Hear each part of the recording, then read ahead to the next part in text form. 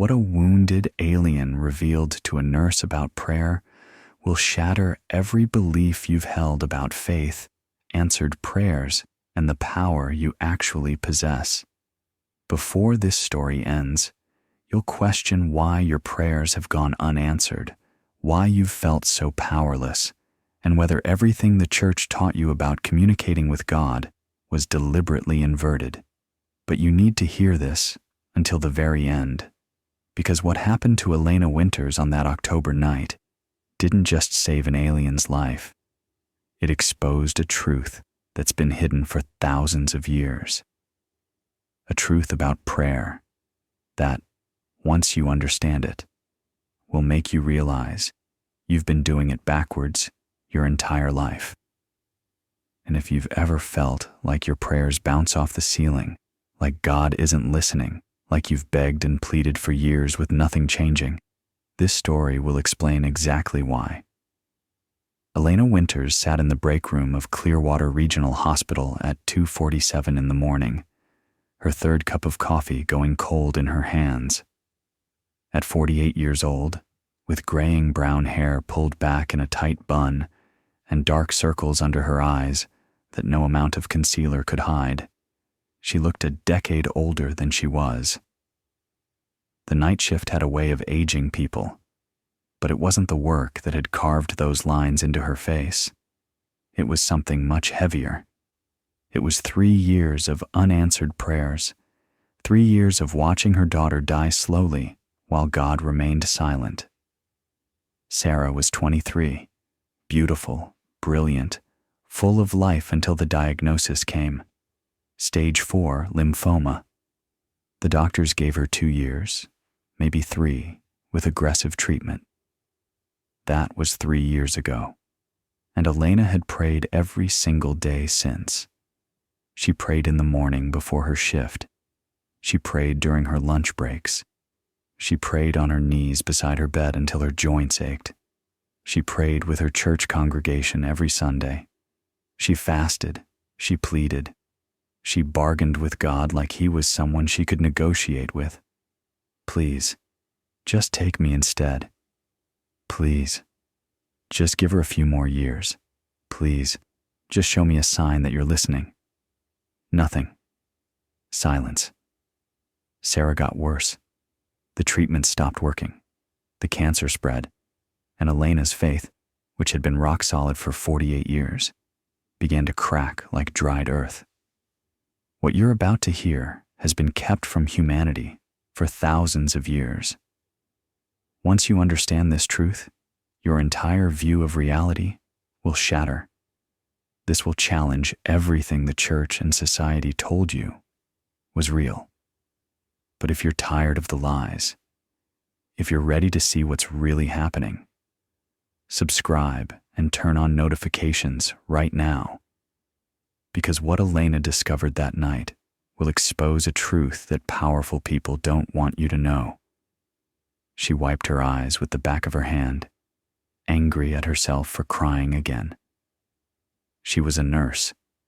She'd seen death hundreds of times.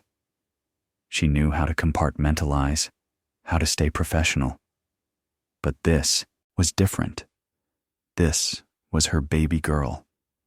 And every prayer felt like shouting into a void. She'd started to wonder if God was even there, or worse, if he was there, but just didn't care. Maybe she wasn't good enough. Maybe she hadn't prayed hard enough. Maybe she'd committed some sin she couldn't remember, and this was her punishment. The thoughts circled in her mind like vultures, picking at what remained of her faith. Elena stood up, dumping the cold coffee in the sink. She needed to clear her head. The hospital was quiet tonight. Only 2 patients on her floor, both stable. She grabbed her jacket and stepped outside through the emergency exit, taking the back stairs that led to the employee parking lot. The October air was cold and clean, carrying the scent of pine from the surrounding forest. Clearwater was a small town, population barely 3,000, nestled in the mountains of rural Oregon. The kind of place where everyone knew everyone, where the hospital was 20 minutes from the nearest grocery store, where the forest pressed in close on all sides. Elena breathed deeply, looking up at the stars. They were brilliant out here, away from city lights. Thousands of them scattered across the black sky like diamonds on velvet. She used to find them comforting. Used to think they were evidence of God's majesty. Now they just made her feel small and forgotten. One more person on one more planet, shouting prayers that disappeared into an infinite silence. And then the sky changed. A streak of light appeared, far brighter than any shooting star Elena had ever seen. It moved wrong, not in a straight line, but zigzagging, as if whatever was creating it was struggling to maintain control. The light was blue-white, almost electric, and it was getting closer. Elena's breath caught. The object was descending rapidly, heading straight for the forest behind the hospital. She heard a sound, low and rumbling, like distant thunder, but constant. And then, about half a mile into the trees, there was an impact. Not an explosion, but a heavy, solid crash that she felt through her feet. The ground trembled, birds erupted from the trees, their panicked calls filling the night, and then silence again. Elena stood frozen, her heart pounding. What the hell was that? A plane? A meteor? She looked around. The parking lot was empty. No one else had come outside. Maybe no one else had seen it. She should go back inside. She should report it. Call someone. The Forest Service, maybe. Or the sheriff. But something stopped her. Some instinct she couldn't name. She looked at the tree line where the light had disappeared. The forest was dark, impenetrable. And somewhere in there, something had just crashed. Something that had moved like it was alive, like it was trying not to fall. Elena made a decision she would replay in her mind 1,000 times afterward. She didn't go back inside. She didn't call anyone. She started walking toward the trees. Her nurse's instincts overrode everything else. If someone was hurt, if there were survivors, they would need help immediately. And out here, in the middle of nowhere, she might be the only help available. She pulled out her phone, turned on the flashlight, and entered the forest. The trees closed around her like a tunnel. Pine needles crunched under her feet. Her breath came in visible puffs. And somewhere ahead, in the darkness, something impossible was waiting.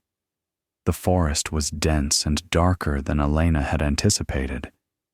Her phone's flashlight cut a narrow beam through the blackness, illuminating tree trunks and undergrowth but not much else. She moved carefully, stepping over fallen branches and ducking under low-hanging limbs. The crash site had to be close. She'd seen exactly where the light had gone down. Every few steps, she stopped to listen. Nothing.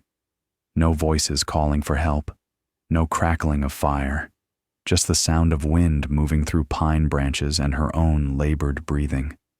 After about 10 minutes of walking, Elena smelled it. Something sharp and metallic, like ozone after lightning strikes, mixed with something else she couldn't identify. Chemical, almost.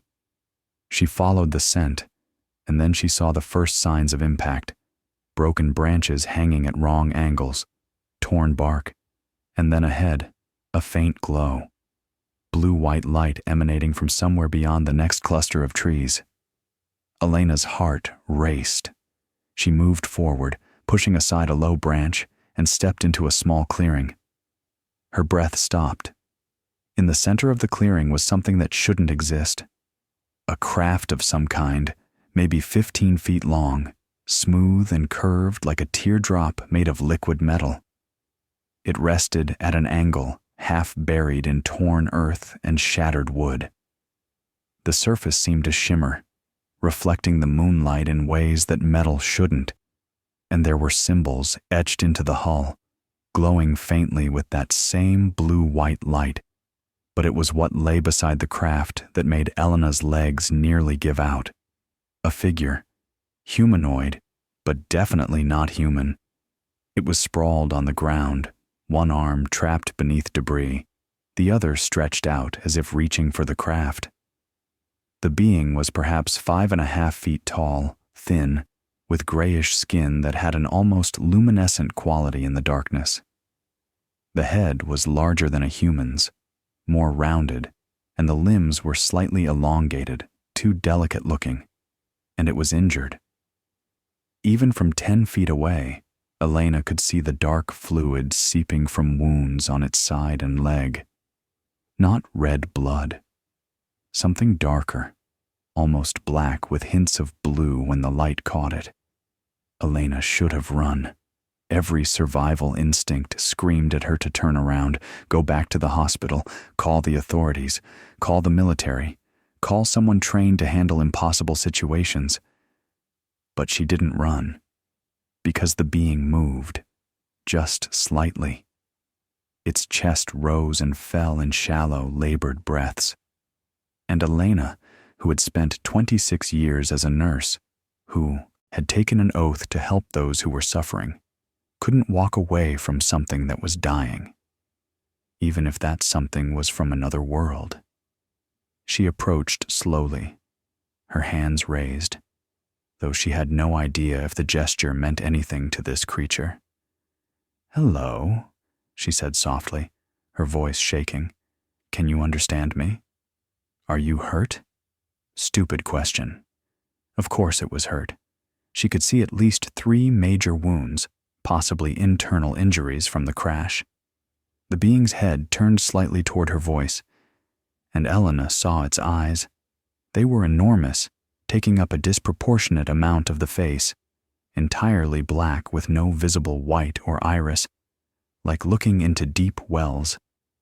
And they were filled with pain. Elena knelt down, still maintaining some distance.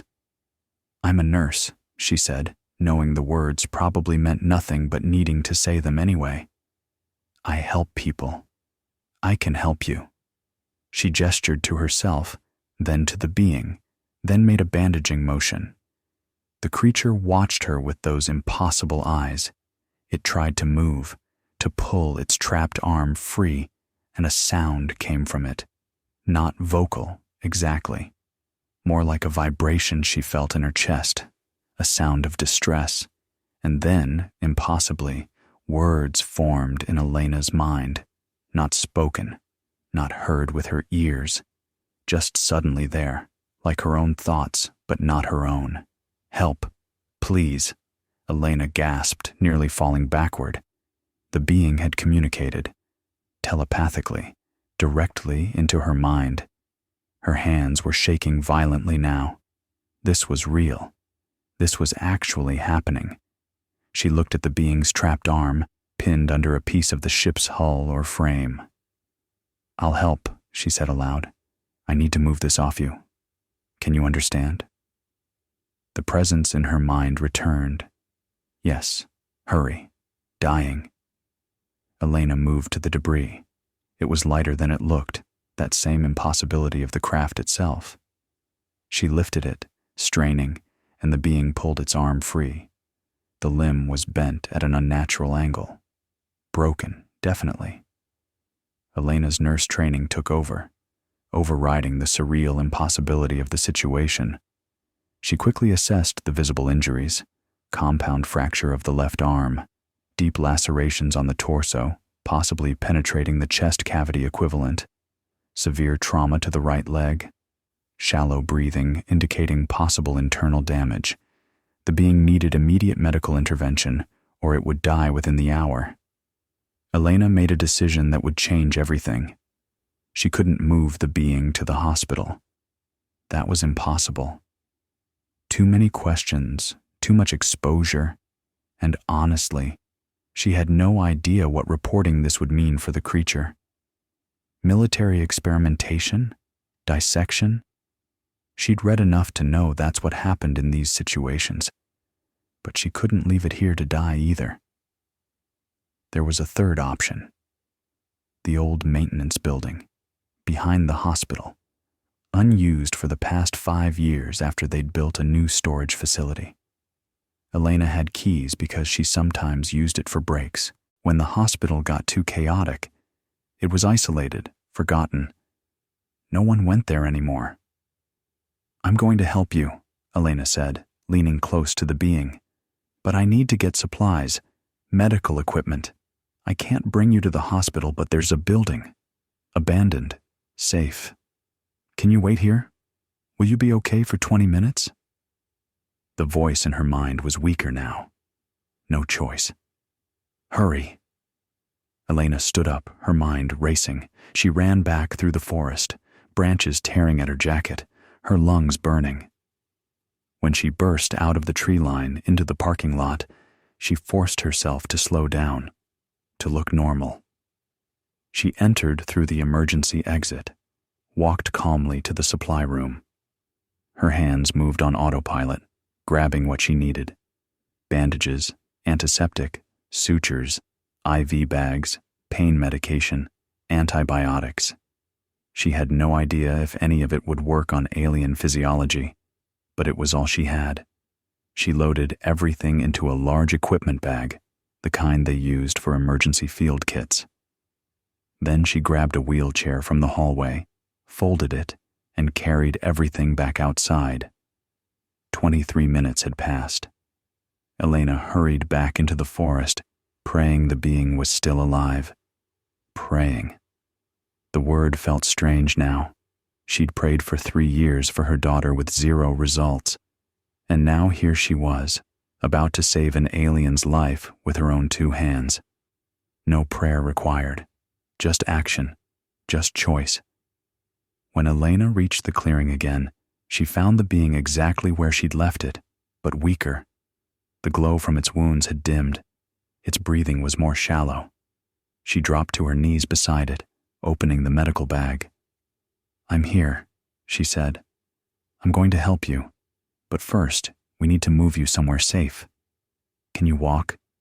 Can I help you move?" The telepathic response came fainter than before. "Cannot walk. Too weak."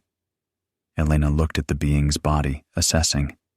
Maybe 90 pounds, 100 at most. She was strong from years of moving patients. She could do this. "I'm going to lift you," she said. "It might hurt. I'm sorry." The being's presence in her mind felt like acceptance.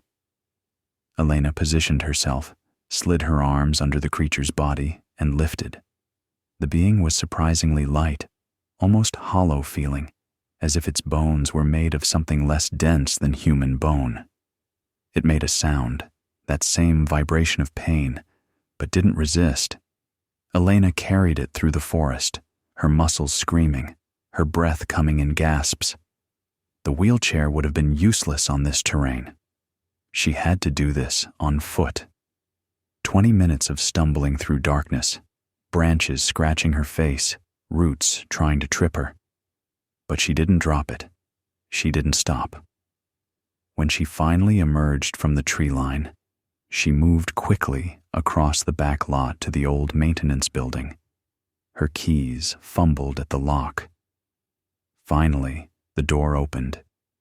Inside, the building smelled of dust and stale air. Elena had brought a camping lantern here months ago, something to read by during breaks.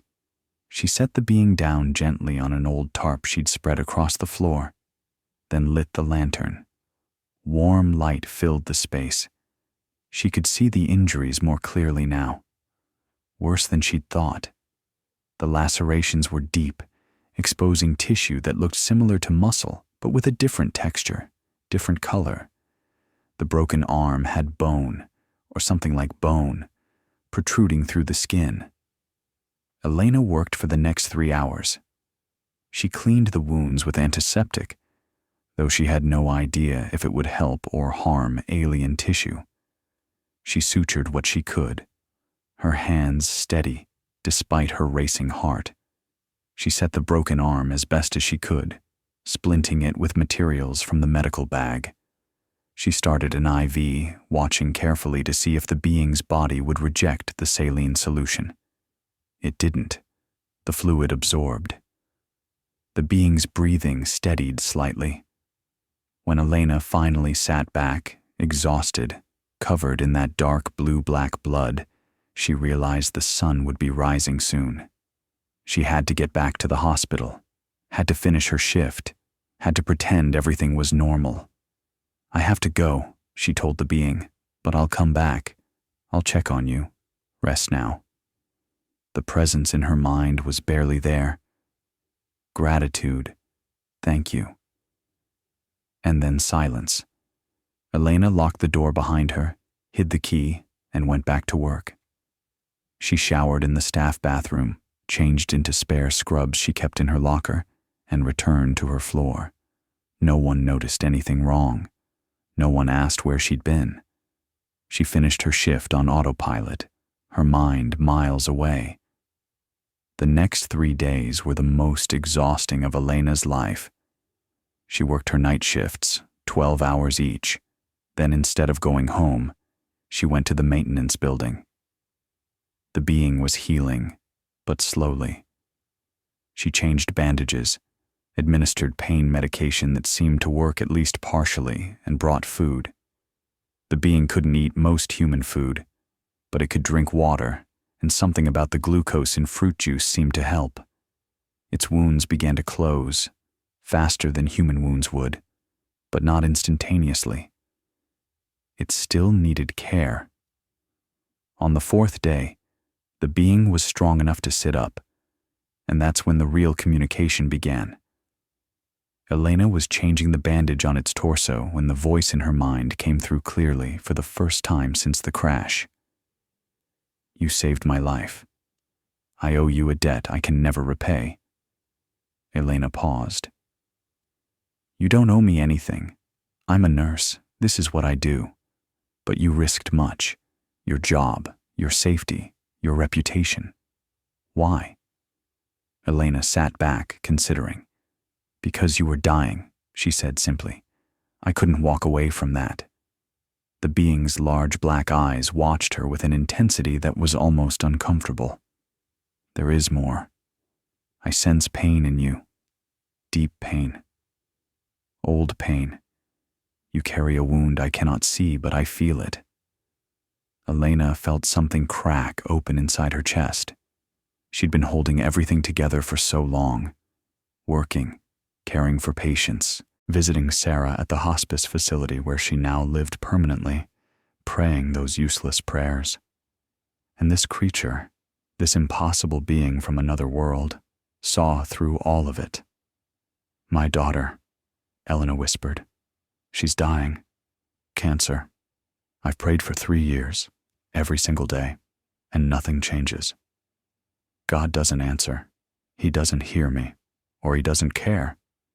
The tears came before she could stop them. "I don't know what I'm doing wrong." The being was quiet for a long moment. Then the voice came again, gentle.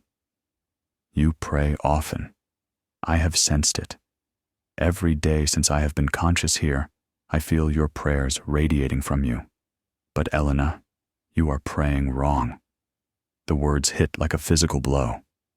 Elena looked up, anger flashing through grief. "Wrong? How can prayer be wrong? I'm begging God to save my daughter. I'm asking with everything I have. What's wrong about that?" "Everything," the being said softly.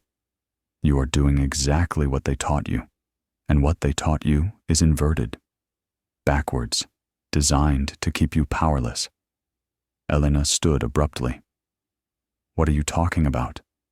The being tried to sit up further, wincing.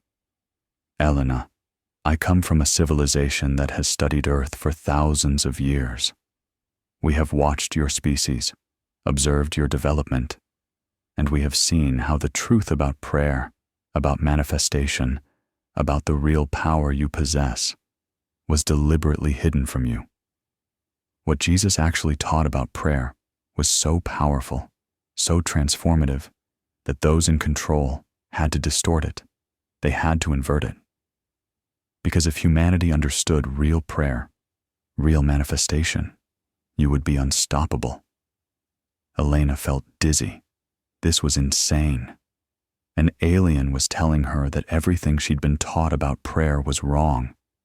But then she thought about 3 years of begging, 3 years of pleading with God while Sarah got worse, 3 years of feeling powerless, abandoned, unworthy. What if there was something to this? What if she had been doing it wrong? She sat back down slowly. "Tell me," she said, her voice barely above a whisper. "Tell me what I've been doing wrong." The being settled back against the wall, those enormous eyes fixed on Elena with an intensity that made her uncomfortable. "Before I explain what you are doing wrong, I need you to understand something. This will challenge everything you believe, everything the church taught you, everything your parents taught you, everything society reinforced for your entire life. Are you willing to hear it even if it contradicts everything you have held sacred?" Elena felt her chest tighten. Part of her wanted to say no, wanted to walk out of this building and never come back. But another part, the part that had prayed desperately for 3 years with 0 results, needed to know. "Yes," she said, "tell me." The being tilted its head in that almost human gesture. "When you pray for your daughter, what do you say? What words do you use?" Elena felt exposed, vulnerable. "I ask God to heal her. I beg him to take the cancer away. I plead with him to save her life. I tell him I will do anything, give anything, if he will just let her live." The being nodded slowly. "And how do you feel when you pray these words?" "What do you mean, how do I feel?" Elena asked defensively. "I feel desperate. I feel scared. I feel like I am running out of time. I feel like I am not good enough. Like maybe I have not prayed hard enough or been faithful enough. I feel powerless." "Exactly," the being said, and there was something like sadness in its mental voice. "You feel powerless. You feel desperate. You feel lack. You feel fear. And those feelings, Elena, those exact feelings, are what you are broadcasting into the universe with every prayer. You are not praying for healing. You are praying from sickness. You are not praying for abundance. You are praying from scarcity." Elena shook her head. "I do not understand. I am asking for what I want. I am asking for Sarah to be healed. That is what prayer is supposed to be. Asking God for what you need." "No," the being said gently. "That is what they taught you prayer should be. But it is the opposite of how prayer actually works. Let me ask you something. When you beg and plead, when you say, 'Please God, please save her,' what are you declaring to the universe?" "I am declaring that I need help," Elena said, confusion mixing with frustration. "That I cannot do this alone. That only God can save her." The being leaned forward slightly. "You are declaring that she is sick. You are declaring that you do not have what you need. You are declaring that you are powerless. You are declaring lack.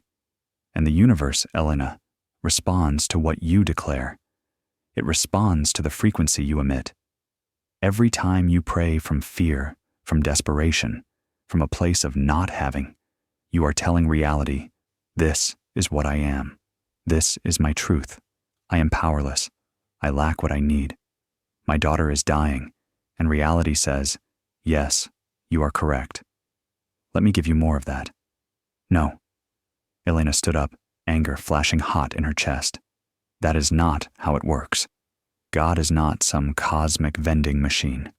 Prayer is about humility. It is about recognizing that God is in control and we are not.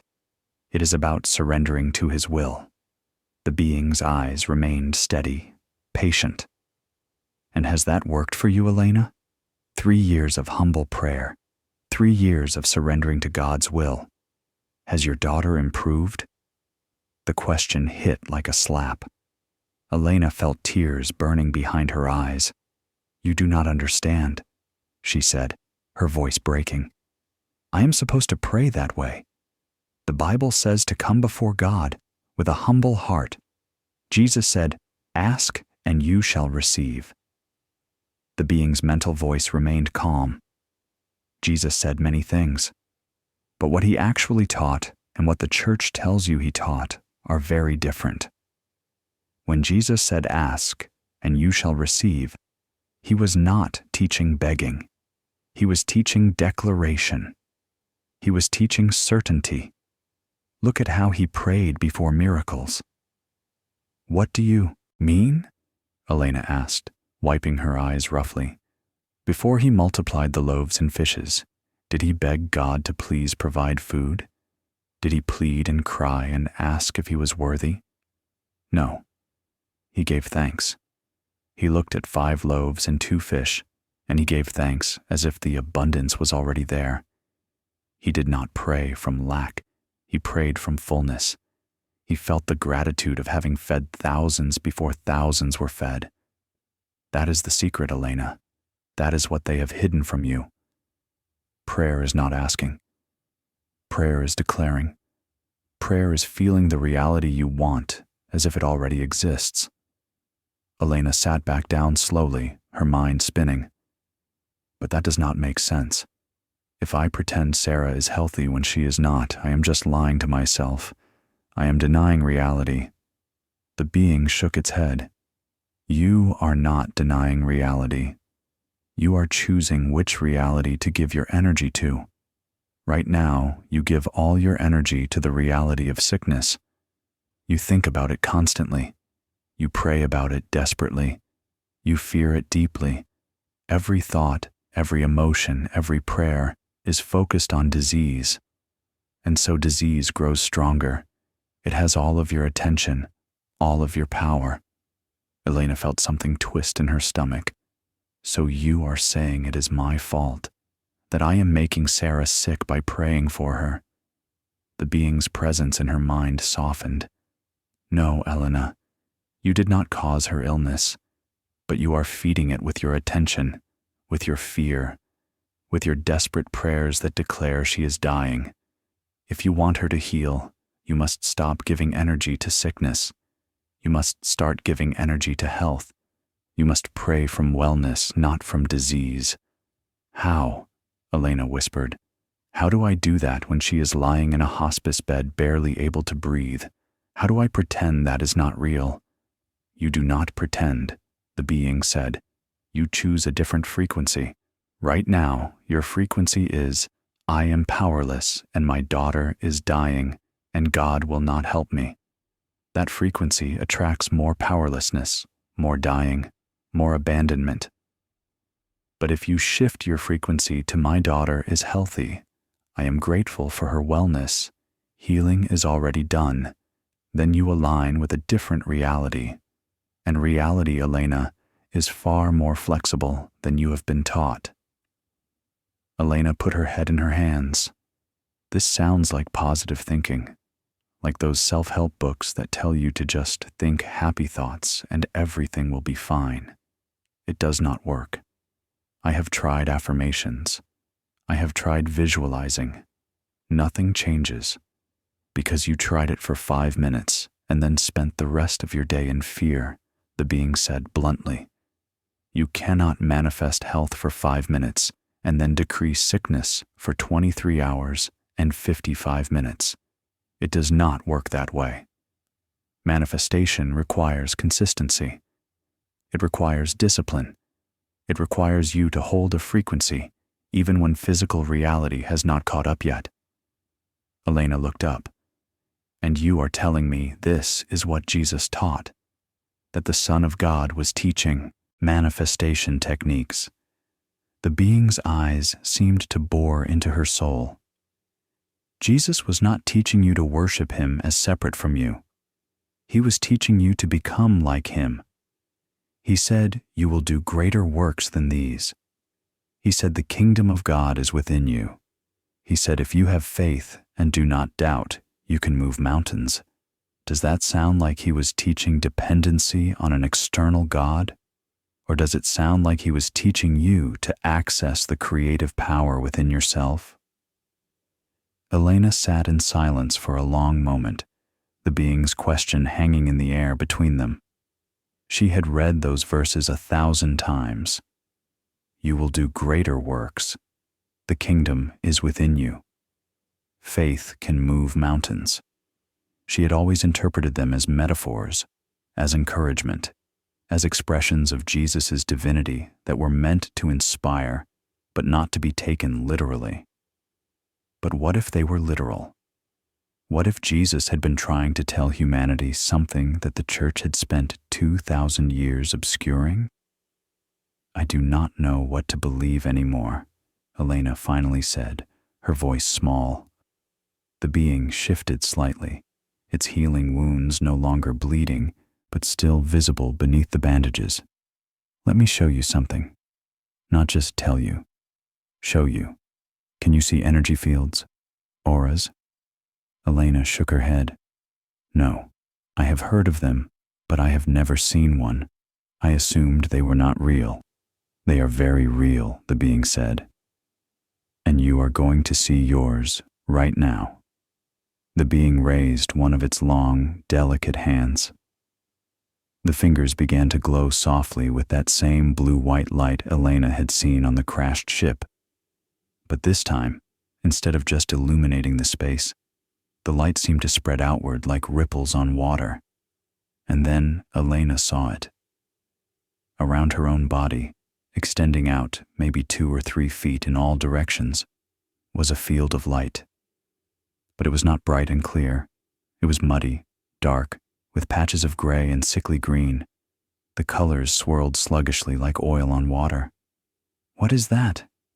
Elena whispered, staring at the field surrounding her. That is your energy field, your aura. It is the electromagnetic frequency your body and consciousness emit. And right now, Elena, it is very low, very dense. Do you see those dark patches? Elena nodded, unable to look away. Those are fear. The gray is despair. That sickly green is grief and guilt. You are radiating these frequencies constantly. And when you pray, when you beg God to save your daughter, you do it from this frequency. This is what you are broadcasting into the universe. Elena felt something cold settle in her chest. So everyone can see this? Everyone can see how broken I am? Most humans cannot see energy fields, the being said gently. But everyone can feel them. People feel your despair even if they do not consciously recognize it. And more importantly, the universe responds to it, like attracts like. Low frequency attracts low frequency experiences. You are stuck in a loop, Elena. Your fear creates more to fear. Your despair creates more to despair about. And your prayers, coming from this place, only reinforce the loop. How do I change it? Elena asked, her voice desperate. How do I raise my frequency, or whatever you call it? The being lowered its hand, and the visible energy field faded, though Elena could still sense it somehow, like a weight pressing on her. You change it by changing what you feel. Emotion is frequency. Thought directs it. Right now, when you think about Sarah, what do you feel? Elena closed her eyes. Pain, fear, helplessness, loss, and those feelings create that frequency, the being confirmed. Now imagine something different. Imagine Sarah healthy. Not imagine as in pretend. Imagine as in see it, feel it, as if it were already true. Elena tried. She pictured Sarah well, laughing, her hair grown back, her skin glowing with health. But immediately, her mind rejected it. That is not real, Elena said, opening her eyes. She is dying. I cannot just pretend she is not. The being leaned forward. You are not pretending. You are choosing. Right now, there are infinite possible realities. In one, Sarah dies. In another, she recovers.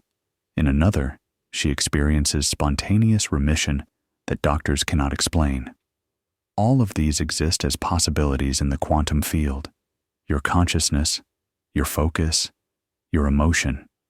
These collapse the quantum field into one specific reality. When you focus on dying, when you feel the fear and grief of dying, you collapse the field into that reality. Elena felt her head spinning. This sounds like science fiction. It is quantum physics, the being said. Your scientists are beginning to understand it, though most of humanity does not yet grasp the implications. Consciousness creates reality, not metaphorically, literally. And prayer, real prayer, is the focused direction of consciousness combined with elevated emotion.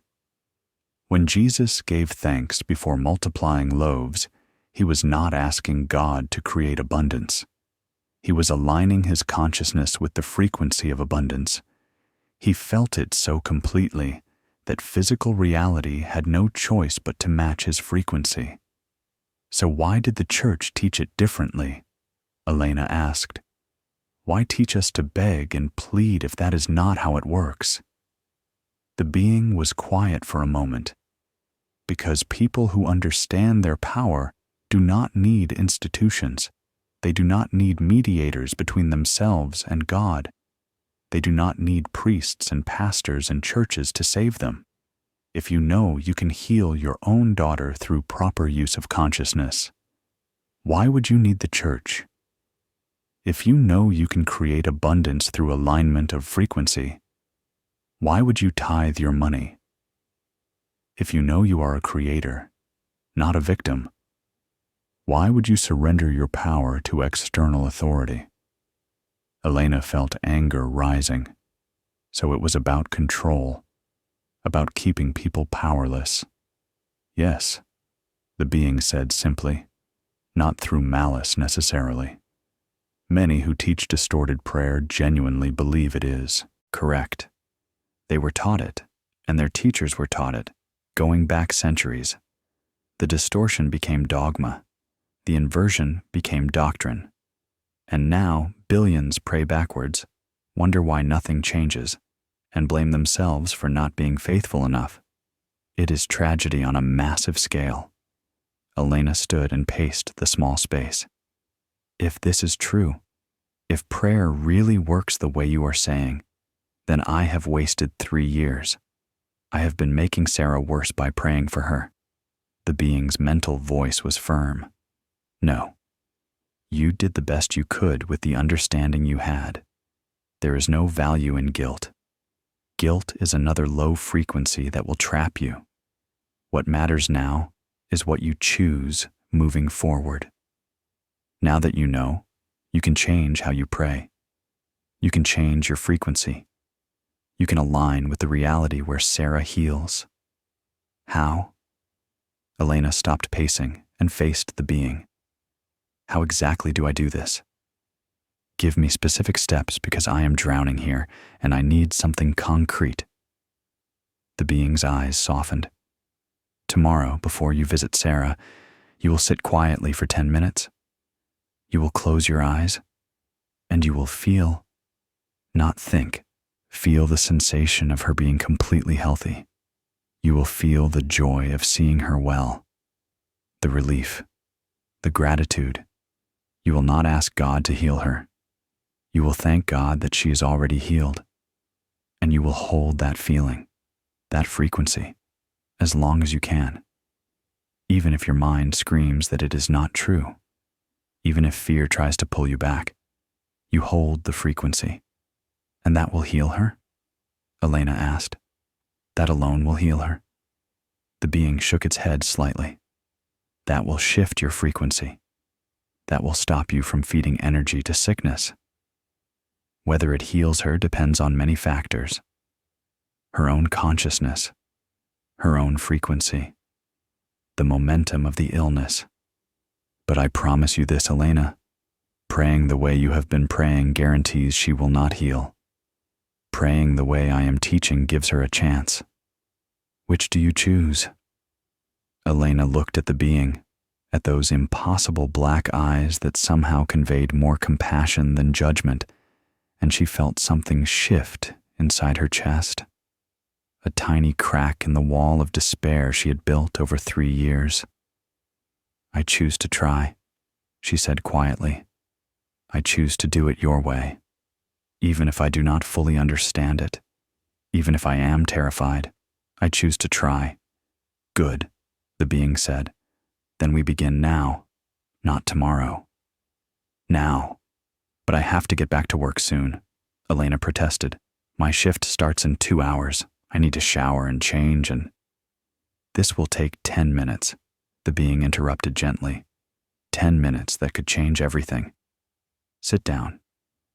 Elena hesitated, then sat cross-legged on the dusty floor. The being moved slowly, still healing, and positioned itself across from her.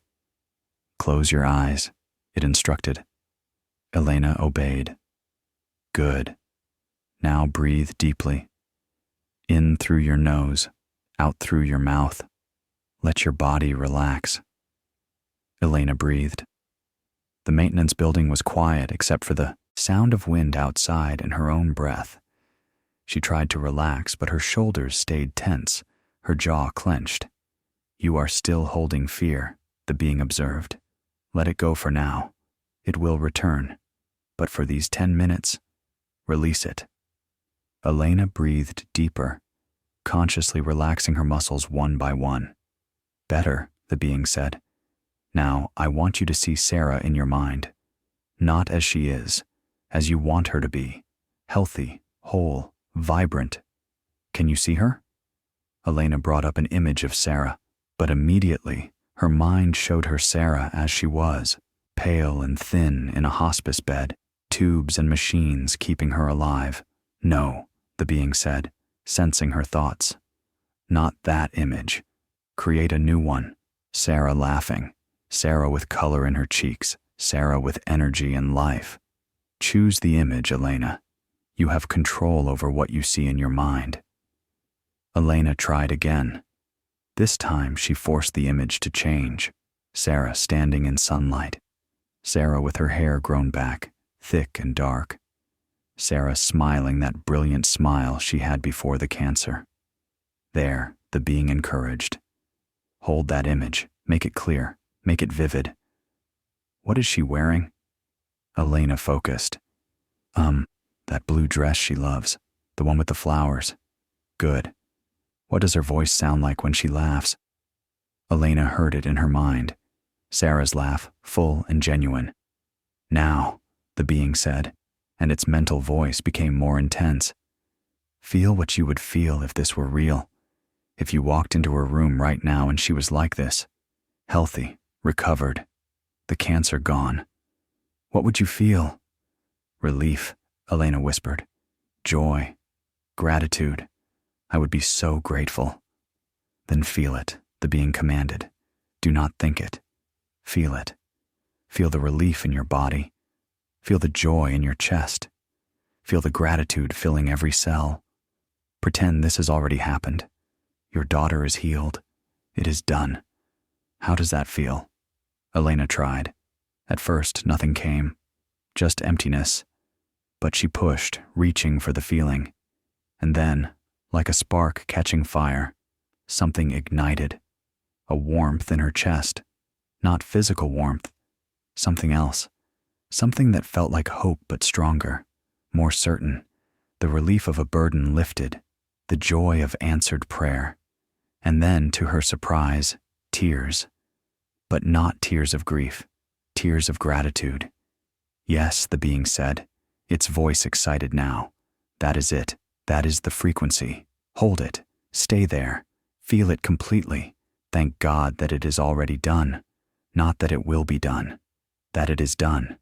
Right now. In this moment. Your daughter is healed. Elena let the feeling fill her. She stopped trying to think and just felt. The gratitude was overwhelming, washing through her in waves. Thank you, she whispered. Thank you, thank you, thank you. Not to the being, to God, to the universe, to whatever force had healed her daughter in the reality she was now experiencing. The tears came harder. Her body shook with the intensity of the emotion. And somewhere in the middle of that feeling, Elena felt something shift. Not externally, internally.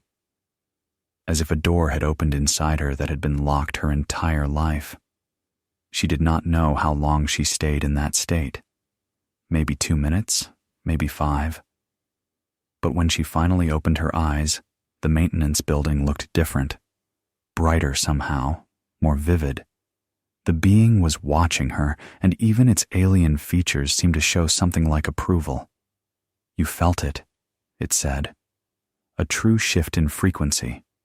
That, Elena, is prayer. Not the begging you have done for 3 years, but that. Declaration, certainty, gratitude for what already exists in another frequency." Elena wiped her face, her hands shaking. "I felt something. I do not know what it was, but I felt different." "Different how?" the being asked. Like Elena struggled for words. Like I was not asking for something I did not have. Like I was receiving something that was already mine. I was not begging. I was thanking. "Yes," the being said. "And that frequency, that feeling, is what creates. Not the asking, the knowing. Jesus operated from knowing constantly. That is why he could manifest instantly. You are not there yet. It will take practice. But you felt it. That means you can access it. And the more you access it, the easier it becomes." Elena looked at her watch. She had to leave soon. But something felt different. She felt lighter, not happy exactly, but not crushed under the weight of despair either. "Do it again tomorrow," the being instructed, and the day after, and every day. 10 minutes minimum. Feel the reality of her healing as if it is already true, and watch what happens. Watch for signs. Watch for synchronicities. Watch for physical reality beginning to shift to match your frequency. Elena nodded slowly. She stood, gathered her things, and headed for the door. Then she paused. "Why are you helping me?" she asked. "You do not owe me this knowledge. I just saved your life." "You saved my life," the being said, "so I am helping you save your daughter's life. And more than that, I am helping you remember what you really are. Not a powerless victim begging an external God, but a creator, a being with the power to shape reality. That is what you have forgotten. That is what humanity has forgotten. And it is time to remember." Elena left the building and walked back to the hospital in a strange daze. She showered, changed, started her shift. And then, within the first hour, something happened that made her freeze in place. She was checking a patient's chart when her colleague, Marcus, walked by humming a song. Elena did not recognize it at first. Then the lyrics caught her attention. "Thank you for this healing. Thank you for this day. Thank you for the blessings coming my way." She looked up sharply. "Marcus, what song is that?" He shrugged. "I do not know. It has just been stuck in my head all morning." "Weird, right?" He walked away. Elena stood there, her heart pounding. A song about gratitude for healing. Playing in her colleague's head the same morning she learned about grateful prayer. Coincidence? Then her phone buzzed. A text from Sarah's hospice facility. Usually, texts from them meant bad news. Her hands shook as she opened it. "Sarah had a good night. Alert this morning and asking for applesauce. Thought you'd want to know. First time she's requested food in 2 weeks."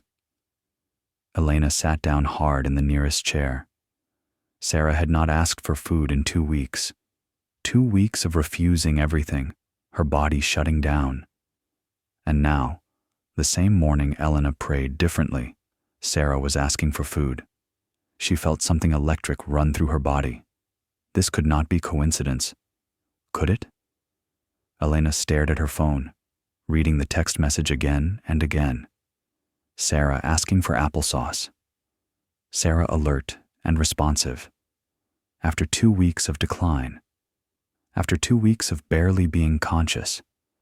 And it happened the same morning, within hours of Elena praying differently.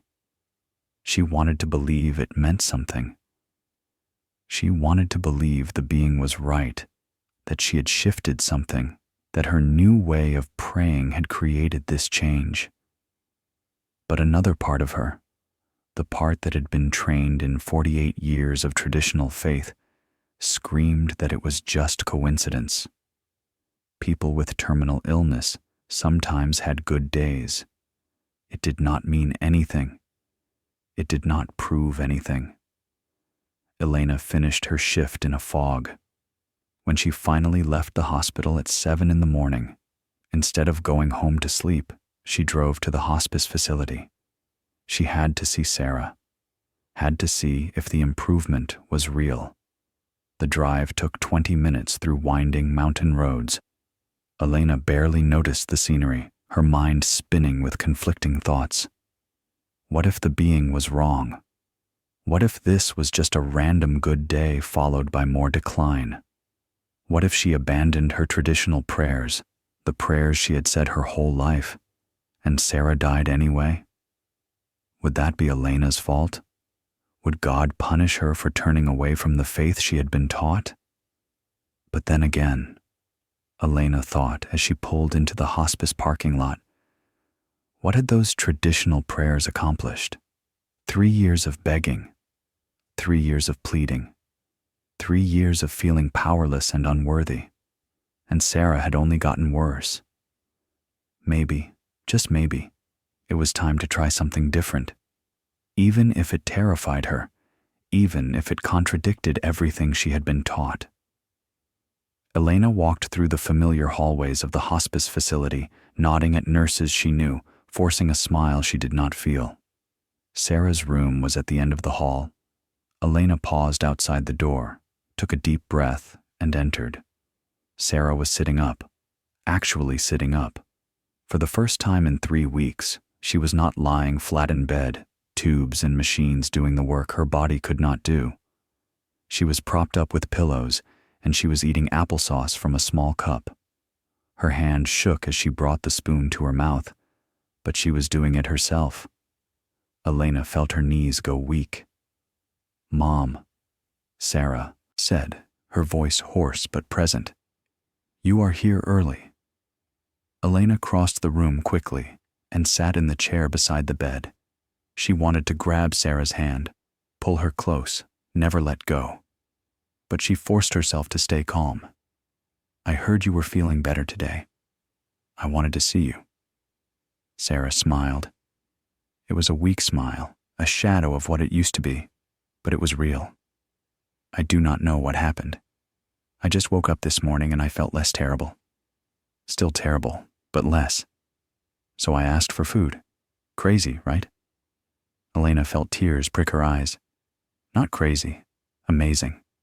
I am so glad, sweetheart." They sat together for an hour.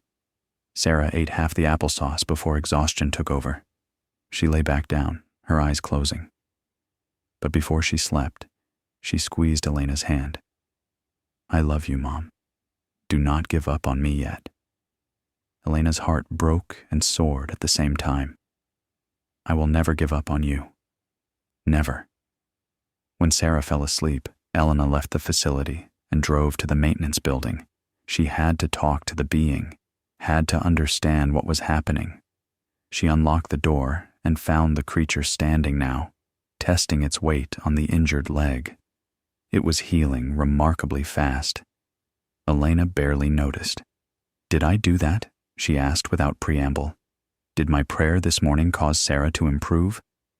The being turned those large eyes on her. "What do you think?"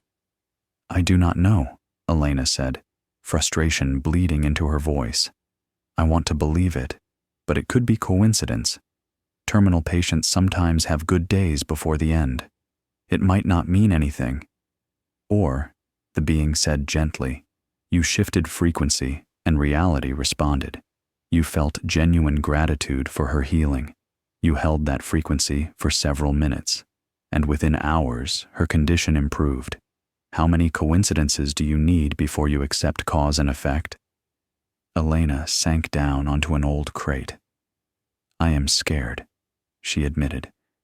Scared that if I believe this, if I abandon everything I was taught about prayer and faith, I will be making a terrible mistake. What if I am wrong? What if this is not real? What if you are right? The being countered. What if this is real? What if you have the power to influence your daughter's healing through proper use of consciousness? Are you willing to ignore that possibility because it contradicts what you were taught?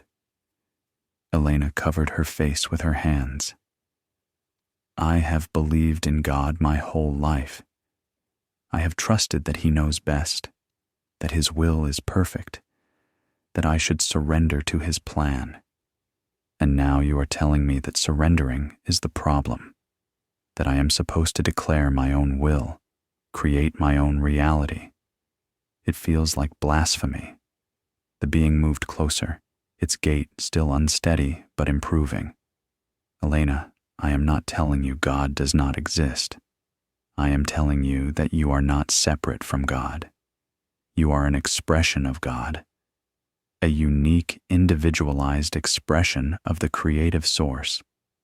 When you declare healing, you are not overriding God's will. You are exercising the creative power God placed within you. Jesus tried to teach this. He said the kingdom of God is within you. He said you are God's. He said you will do greater works. Does that sound like He wanted you to feel powerless? Or does it sound like He wanted you to remember your power? Elena looked up. But the church says we are sinners, that we are fallen, that we need to be saved because we are unworthy on our own. Yes, the being said, and there was something like anger in its mental voice. That is exactly what they want you to believe, because unworthy people give away their power. Unworthy people obey without question. Unworthy people pay tithes and bow to authority and never realize they are creators capable of manifesting their own miracles. It is the greatest deception ever perpetrated on humanity, and it has worked for 2,000 years. Before Elena could respond, her phone rang. The hospice facility. Her heart dropped. She answered with shaking hands. Hello? Mrs. Winters, this is Nurse Davidson. You need to come back. Sarah's taken a turn. Her breathing is labored and we cannot stabilize her. You should come now. Elena felt the world tilt. How long ago did this happen? About 20 minutes after you left. She was sleeping and then suddenly her oxygen levels dropped. We are doing everything we can, but you need to come. Elena hung up. She looked at the being with pure terror in her eyes. She is dying. Right now. She is dying. The being's expression did not change. Then you have a choice to make, Elena. You can drive there in fear, pray from desperation, and watch her slip away. Or you can shift your frequency right now, hold the reality of her healing, and give her a chance. Which do you choose? Elena stood frozen, phone still in her hand, panic rising in her throat like bile. Every instinct screamed at her to run to her car, drive as fast as possible, get to Sarah before it was too late. But the being's question hung in the air. Which do you choose? Fear or faith? Old prayer or new understanding? Powerlessness or power? I do not know how, Elena whispered, tears streaming down her face. I do not know how to hold healing frequency when my daughter is dying right now. Teach me. Quickly. Please. The being moved closer. Sit down. Right here. Right now. We do this before you leave. Elena wanted to argue. Every second counted. But something in the being's eyes made her listen. She sat down hard on the dusty floor. "Close your eyes," the being commanded. Elena obeyed, her whole body shaking. "Breathe," the being said. "I know you are terrified. Use that. Terror is powerful emotion. We are going to redirect it. Right now, you are using that emotion to create more fear, more dying, more loss. Instead, you are going to use that same intensity of emotion to create healing, the same power, different direction." Elena tried to breathe, but her breath came in gasps. "I cannot. I am too scared." "You can and you will," the being said firmly. "See Sarah, not dying, healed. See her breathing easily. See her sitting up. See her laughing. Do it now." Elena forced the image into her mind. Sarah healthy, Sarah whole. But her mind kept showing her Sarah struggling to breathe, Sarah's lips turning blue, Sarah dying while Elena sat here doing nothing. "No," the being's voice cut through the panic. "You are feeding the reality you do not want. Stop. Choose differently. Choose the reality where she lives, where she heals. Choose it, Elena. Choose it right now." Elena squeezed her eyes tighter. She pictured Sarah breathing easily, Sarah's chest rising and falling in steady rhythm, Sarah's color returning, Sarah opening her eyes and smiling. The image wavered, tried to dissolve back into fear. Elena held it with everything she had. "Now feel it," the being commanded. Feel the relief of her being okay. Feel the gratitude of her survival. Not will survive. Survived. It is already done. You walk into that hospice room, and she is stable. She is breathing. She is alive. Feel that reality, as if it is happening right now. And Elena did something she had never done before. She stopped begging. She stopped pleading. She stopped asking God if she was worthy enough for her prayers to be answered. Instead, she declared, "Thank you," she whispered. And she felt the gratitude as she said it. Real, powerful gratitude. Thank you that Sarah is healed. Thank you that she is breathing easily. Thank you that the crisis has passed. Thank you that she is stable and improving. It is already done. It is already done. The emotion built in her chest, not the frantic desperation of her old prayers. Something else, something that felt like certainty, like power, like she was not asking permission but claiming what was already hers. The tears kept coming, but they were different now. Not tears of helplessness, tears of release, of finally, after 3 years, letting go of the victim mentality and stepping into something else. Creator. The word came into her mind unbidden. You are a creator. You are not powerless. You are not at the mercy of disease or death or God's mysterious plan. You are a creator, and you choose life. Elena did not know how long she sat there. Time felt strange, elastic. When she finally opened her eyes, she felt different, calmer, centered, still scared but not frantic. The being watched her with something that might have been pride. "Good," it said. "Now go. Drive safely, not in panic. Hold that frequency as you drive. Keep feeling gratitude. Keep declaring her healing. Physical reality will catch up." Elena stood. Her legs felt steady. She looked at the being one more time. "Thank you," she said, "for everything." "Go," the being said gently. "And remember, you did not cause this improvement. You aligned with the reality where it already existed. That is the difference." Elena drove to the hospice facility. She did not speed. She did not panic. Instead, she repeated silently, "Sarah is healed. Sarah is breathing. Sarah is alive. Thank you. Thank you. Thank you." She felt the words, felt the certainty behind them. Every time fear tried to creep back in, she pushed it aside and returned to gratitude. It took 18 minutes to reach the facility. When she walked through the doors, Nurse Davidson met her in the hallway. Her expression was not what Elena expected. "Mrs. Winters," she said, and she looked confused. "I do not know what happened. We called you because Sarah was crashing. Her oxygen was at 78% and dropping. We were preparing to intubate. But then, about 10 minutes ago, she just stabilized. Her levels came back up. She is breathing on her own. She is resting comfortably now." Elena felt something explode in her chest. Not surprise, certainty. She had known. Somehow, in that maintenance building, sitting on the floor with an alien being, she had known.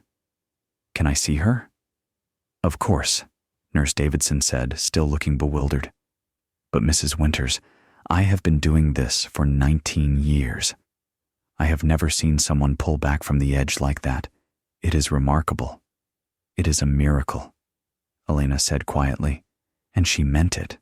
Not a miracle from an external God who had finally decided to intervene. A miracle created by consciousness, by frequency, by understanding how prayer actually worked. She entered Sarah's room. Her daughter was sleeping peacefully. The monitors showed stable vitals. Her breathing was even. Elena sat beside the bed and took Sarah's hand. And for the first time in 3 years, she did not pray for Sarah to be healed. She gave thanks that Sarah was healing. Present tense, already happening, already done. Over the next 3 days, Elena visited the being every day. Each time she practiced holding the frequency of Sarah's healing. Each time, it got easier. And each day, Sarah improved. Not dramatically, not instantly, but consistently. Her appetite returned. Her energy increased slightly. The hospice nurses started talking about possibly moving her to a recovery facility instead of keeping her in end-of-life care. On the 4th day, Elena arrived at the maintenance building to find the being's ship fully repaired. The craft hummed with energy, no longer damaged, no longer broken. The being stood beside it, clearly preparing to leave. "You are leaving," Elena said, and she felt both gratitude and loss. "Yes," the being replied. "My ship is functional. I must return to my people. But before I go, I need to give you something." The being reached into the ship and pulled out 3 small crystalline objects. They glowed softly with blue-white light. "These are frequency amplifiers," it explained. "They will help you maintain elevated states of consciousness until it becomes natural. Use them when you pray, when you meditate, when you need to shift frequency quickly." Elena took the crystals. They were warm, pulsing gently in her palm. "How do I use them?" "Hold one when you pray. Carry one during the day. Place one under Sarah's pillow. They will help stabilize her frequency as she heals." Elena looked up at the being, this impossible creature that had crashed into her life and turned everything upside down. "I do not know how to thank you." "You already have," the being said. "You learned, you changed, you remembered your power. That is all the thanks I need. And Elena, you are not alone in this. Millions of humans are waking up right now, learning these truths, rejecting the old paradigm of powerlessness. You are part of something much larger." Elena held the crystals, feeling their warmth pulse against her skin. "Part of something larger? What do you mean?" The being gestured toward the ship, and the door opened silently. "Come inside for a moment. I want to show you something before I leave." Elena hesitated only briefly before following the being into the craft. The interior was nothing like she expected. It was not filled with buttons and controls and screens like science fiction movies. Instead, the walls seemed alive, glowing softly, responding to the being's presence. The space was larger than it should have been based on the exterior dimensions, which made no sense, but Elena had stopped questioning impossible things. The being touched a panel, and the air in the center of the space shimmered. An image formed. Earth, rotating slowly, beautiful and blue. But there was something else. Threads of light connecting points all over the planet. Thousands of them, maybe millions. "What am I looking at?" Elena asked. "Those are awakening consciousnesses," the being explained. "Every point of light is a human who is questioning the old paradigm, who is rejecting fear-based religion, who is discovering their own creative power. Some are doing it through meditation, some through suffering that broke them open, some through encounters like yours, but all of them are waking up. And when enough wake up, when critical mass is reached, your entire species will shift. Shift to what?" Elena watched the lights pulse and multiply across the globe, to higher consciousness, to unity consciousness, to understanding that you are all connected, all part of the same source, all creators of your reality. Right now, most of humanity operates from separation consciousness. I am separate from you. I am separate from God. I am separate from nature. That consciousness creates competition, war, exploitation, suffering. But the shift happening now is moving humanity toward unity consciousness, understanding that what I do to you, I do to myself. What I do to the planet, I do to myself. We are all one. Elena stared at the image. There were so many lights. How long has this been happening? The being tilted its head. In earnest, about 50 years by your time. But it has been building for much longer. We have been watching. We have been helping when we can. Subtle guidance. Downloads of information to receptive minds. Encounters like ours that plant seeds of understanding. We cannot interfere directly. That violates free will. But we can assist those who are ready to learn. Elena felt something vast opening in her awareness. And Jesus? Was he part of this? Was he one of you? The being was quiet for a moment. Jesus was one of us in the sense that he was advanced consciousness from beyond Earth. But he incarnated fully human to demonstrate what humans can become. He was a seed, Elena, planted 2,000 years ago. And that seed has been growing in the collective consciousness ever since. What you call the second coming is not him returning from the sky. It is that seed finally blooming.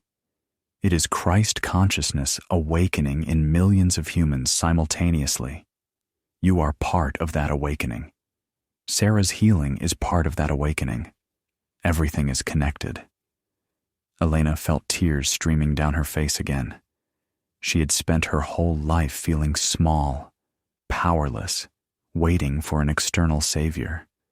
And now this being was telling her she was the savior she had been waiting for, that everyone was. The image faded. The being turned to face her fully. "Elena Winters, you have a choice now. You can return to the old way. Return to begging prayers and powerless faith and waiting for God to fix everything. Many will choose that. It is familiar.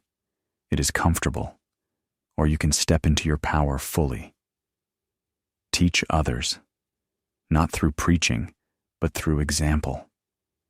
When Sarah recovers, and she will if you maintain the frequency, people will ask questions. They will want to know how.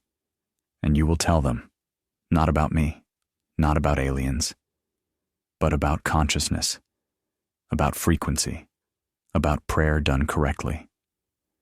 How do I explain it without sounding crazy? Elena asked. You do not explain to those who are not ready to hear, the being said. You will know who is ready. They will resonate with the truth. They will feel it in their bodies when you speak. Those are the ones you help. The others, let them be. They have their own journey, their own timing. Elena nodded slowly, She looked around the ship one more time. Will I ever see you again? If you truly master what I have taught you, the being said, if you raise your consciousness high enough, we can communicate across any distance. Thought is not limited by space or time. When you hold very high frequency, simply think of me, and I will sense it. I may not always respond immediately, but I will know. That connection never breaks once established. Elena stepped forward and, without thinking, embraced the being. Its body was warm and solid despite its fragile appearance. "Thank you," she whispered. "Thank you for saving my daughter. Thank you for showing me the truth. Thank you for not giving up on humanity." The being's long arms wrapped around her awkwardly, returning the embrace. "We would never give up on you," it said, and its mental voice was thick with emotion. "You are our younger siblings in consciousness. We watch you struggle and grow, and we celebrate every awakening. You will do great things, Elena Winters. You will help many. Trust yourself. Trust the process. Trust that you are exactly where you need to be." They separated. Elena wiped her eyes and stepped out of the ship. The being followed her to the door of the maintenance building. The early morning sun was just beginning to break through the trees. In the distance, Elena could hear birds starting their dawn chorus. The being paused at the threshold. One last thing. The being's eyes locked on hers. Fear is the opposite of love. Every moment you have a choice. Choose love. Choose gratitude. Choose the frequency that creates rather than destroys. That is the only lesson that matters. Everything else is just details. Elena nodded, unable to speak past the lump in her throat. She watched as the being walked to its ship. The craft began to glow more brightly. The humming sound increased. And then, without any dramatic launch or fiery engines, the ship simply lifted off the ground. It rose silently, smoothly, until it was hovering about 50 feet in the air. Elena shielded her eyes against the growing brightness. The ship hung there for one more moment, and Elena felt the being's presence in her mind one final time. "Goodbye, my friend. Remember who you really are." And then it was gone. Not flying away, just gone, vanished into nothing as if it had never been there. Elena stood in the empty maintenance building as the sun rose higher. She looked down at the 3 crystals in her hand, still pulsing with gentle light. Proof that it had all been real. Proof that everything had changed. She took a deep breath and walked out into the new day, ready to face whatever came next. 3 months passed. Elena stood in the hospital break room, the same room where she had sat in despair that October night. But everything was different now. She was different. At 48 years old, she looked younger somehow. The dark circles under her eyes had faded. The lines of worry on her face had softened. People noticed. Her colleagues commented on it. "You seem lighter," one nurse told her. "Whatever you're doing, keep doing it." If only they knew. Sarah was out of hospice. Actually out. Transferred to a recovery facility after 4 weeks of steady improvement, then released to outpatient care after another month. The doctors called it spontaneous remission. They ran tests, scans, blood work. The cancer was still there, but it was shrinking. Actually shrinking without treatment. The oncologist sat Elena and Sarah down and said, "I have been practicing medicine for 32 years, and I have never seen anything like this. I do not have an explanation. We should continue monitoring, but whatever is happening, it is defying everything I know about stage 4 lymphoma."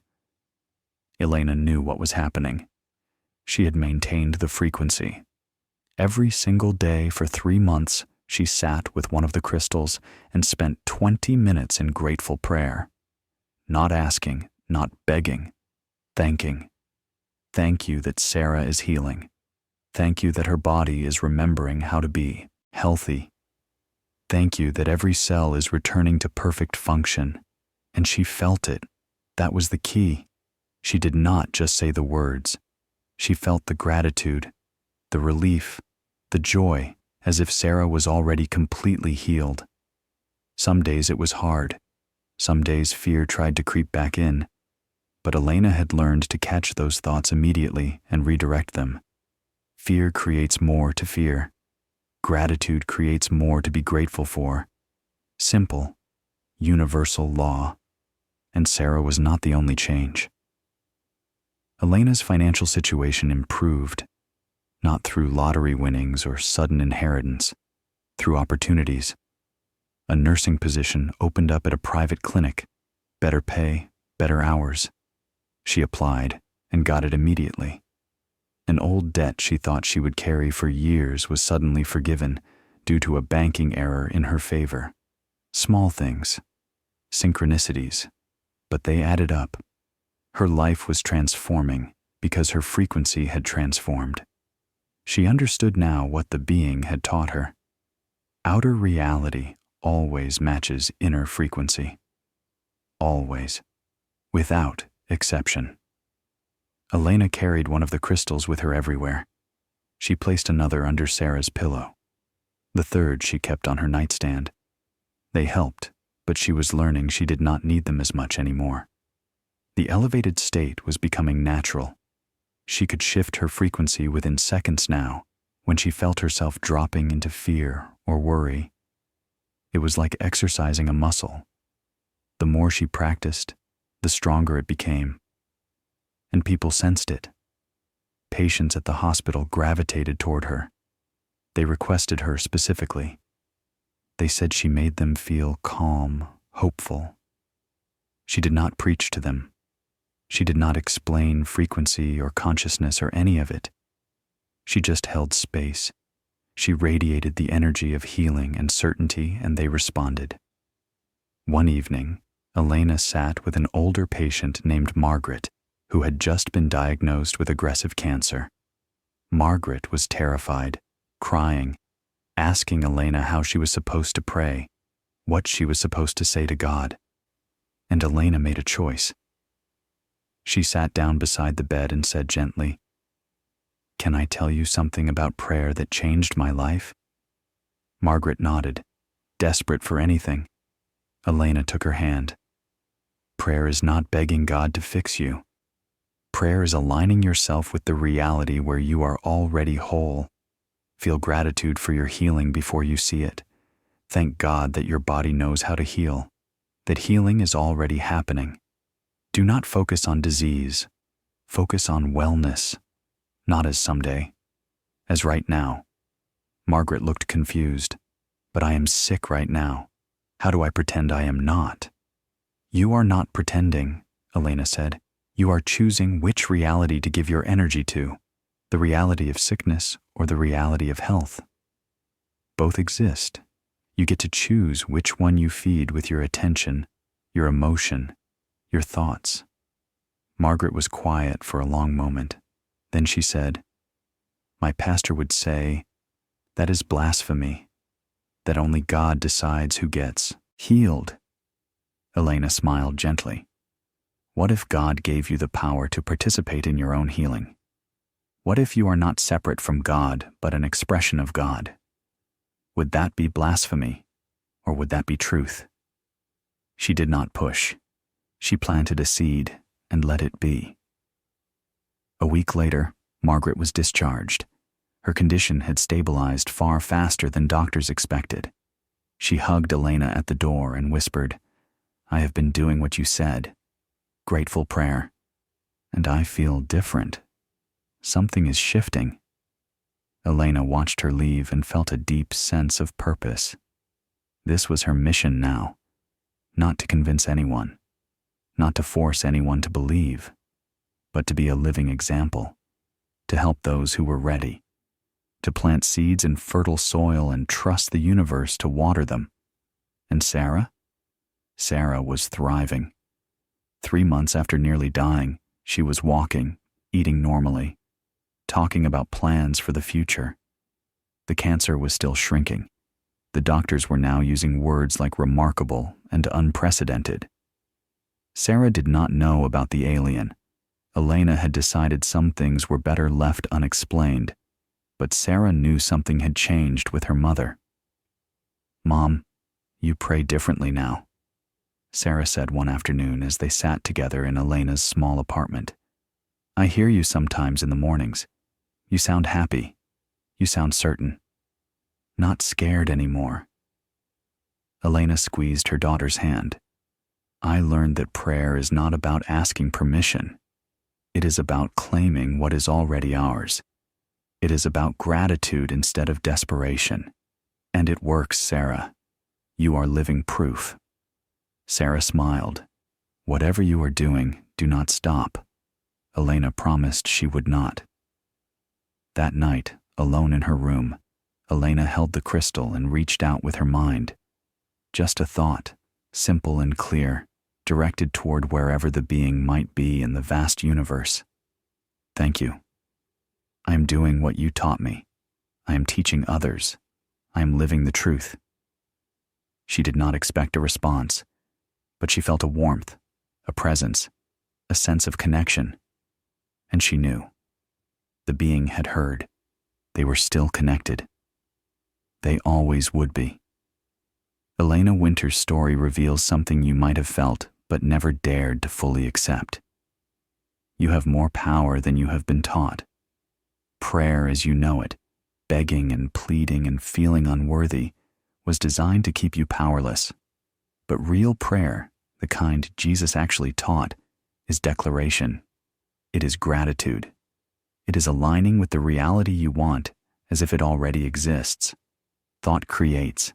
Emotion amplifies. Certainty manifests. This is not belief. This is physics. This is how consciousness shapes reality. And now you have a choice. You can dismiss this story as fiction, return to prayers that do not work, continue feeling powerless, or you can try it. Just try it. For 10 minutes tomorrow morning, stop asking and start thanking. Feel gratitude for what you want, as if you already have it. Hold that frequency. Watch what happens. And if you want to go deeper, if you are ready to master these principles, I am creating a comprehensive guide. Real techniques, practical exercises, everything Elena learned and more. Let me know in the comments if you want access when it is ready. The link will be pinned below. So I ask you, what are you going to do with this knowledge? Are you going to ignore it because it challenges everything you were taught? Or are you going to experiment, even just to see what happens? Leave your answer in the comments. Tell me if this story resonated. If you have noticed patterns where your thoughts and emotions created your reality. And if you want more stories like this, stories that reveal hidden truths and challenge everything you think you know, subscribe to the channel and turn on notifications. Because Elena's story is just one of many. There are more revelations, more hidden knowledge, more truths that have been buried by those who profit from your ignorance. And you deserve to know all of it.